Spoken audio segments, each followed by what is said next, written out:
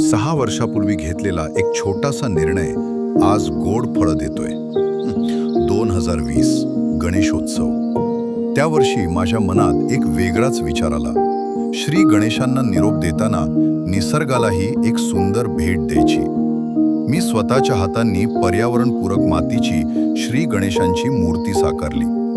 भक्तिभावानं स्थापना केली आणि विसर्जनासाठी नदी किंवा तलाव नाही तर एका छोट्याशा जांभुळाच्या रोपाची निवड केली. त्या दिवशी श्री गणेशांच्या मूर्तीचं विसर्जन झालं आणि निसर्गाच्या कुशीत एका नव्या जीवनाची सुरुवात झाली.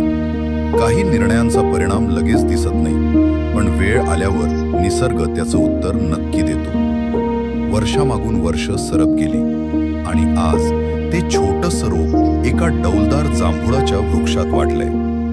यावर्षी त्या झाडाला पहिल्यांदाच जांभुळे लागलीत. त्या जांभळांकडे पाहताना मला एकच गोष्ट जाणवते. निसर्गासाठी केलेली प्रत्येक चांगली कृती एक दिवस नक्की फळ देते. यंदा पर्यावरणपूरक श्री गणेशांची स्थापना करा आणि एक झाड नक्की लावा. गणपती बाप्पा मोरया.